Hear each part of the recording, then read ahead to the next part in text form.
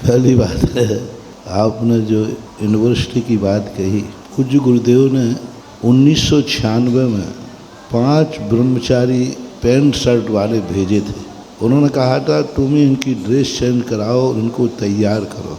लेकिन मेरा एक ही भाव था कि मेरे से ज़्यादा योग्य पूज्य गुरुदेव थे, तो मेरा एक ही भाव था कि हर व्यक्ति पूज्य गुरुदेव की सन्निधि में ही वह अपनी साधना करे और आचार्य श्री के साथ में रहे।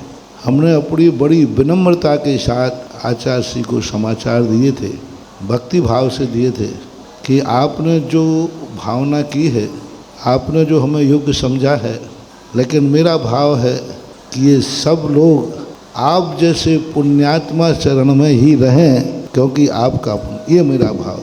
उसके बाद जब कुंडलपुर में आचार्य श्री ने ये बात कही, सभी महाराज 2-3 महाराज बैठे थे, उनके सामने महाराज ने कहा देखो अब तीर्थों का और समाज का काम बहुत हो गया, इसको कम करो और अब तुम ब्रह्मचारी तैयार करो। उसके बावजूद भी मैंने सुनी अनसुनी कर दी, कोई विशेष हमने अपने चेहरे पर कोई प्रकट नहीं किया। तो आचार्य श्री दूसरे दिन कहते हैं क्यों, हमने कुछ कहा था वो आपने सुना नहीं? मैंने कहा नहीं सुना, ध्यान नहीं दिया। मैंने कहा मैंने उचित नहीं समझा। तो बोले मैंने सोचा और मेरी बात पर तुमने ध्यान नहीं दिया, ये तो विचार नहीं। मैंने कहा महाराज जी एक बात, क्या लेना देना, ये तो आपका काम है। आप जिन ब्रह्मचारियों को तैयार करके दोगे, जिनको भेज दोगे हम उनके लिए। बोले नहीं। फिर जा कर के आचार्य श्री जब बिहार किया कुंडलपुर से, वहाँ भी महाराज लोग बैठे थे, हम अजय सागर जी थे, प्रसाद सागर जी थे। ये कुंडलपुर में जब बात कही आचार्य श्री ने, तब हम तीनों निर्यापक बैठे थे, हमारे महाराज योग सागर जी महाराज और समय सागर जी महाराज और हम तीनों निर्यापकों के समय पर, ये भक्ति के समय आचार्य श्री ने ये बात कही। फिर जाकर के अजित सागर जी, प्रसाद सागर जी महाराज जो जब आचार्य श्री बिहार करके गए डोली से, उस समय सामायिक के बाद हम भी वहाँ पहुँचे तो 1:30 बजे बुलाया। बोले देखो सुधा सागर जी, तुम मेरी बात पर गौर करो, मेरी बात को ध्यान से सुनो, और बहुत बार कहने के बाद भी तुम ध्यान नहीं दे रहे हो, और ये कार्य आपको करना चाहिए और करना है।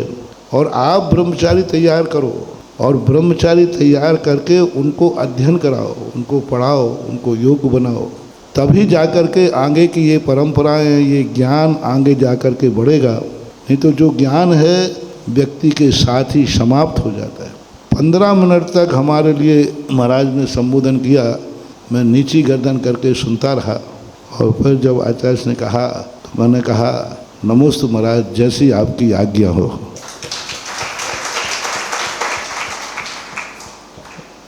उसके बाद अब ठीक है, लेट सही लेकिन दुरुस्त है, कोई बात नहीं। बहुत छोटे समय में ही बहुत बड़ा काम होता है। हमारे पूज्य ज्ञान सागर महाराज ने एक छोटे समय पे भी, एक छोटे से समय में भी, ओनली 4 साल में ही कितना बड़ा कार्य किया कि आज सारा भारत उसका लाभ ले रहा है। एक छोटा सा समय था। आचार्य ज्ञान सागर जी महाराज ने 1968 में या 1 साल पहले ये कार्य शुरू किया था। 1972 में तो समाधि हो, लेकिन 4 साल में उन्होंने इतना कुछ कर दिया कि आज हजारों साल तक वह श्रमण संस्कृति हो गई। इसलिए समय कोई ना तो लेट है ना जल्दी है। काम यदि होता है ना तो इतना अच्छा हो जाता है कि थोड़े में भी बहुत बड़ा काम हो जाता है।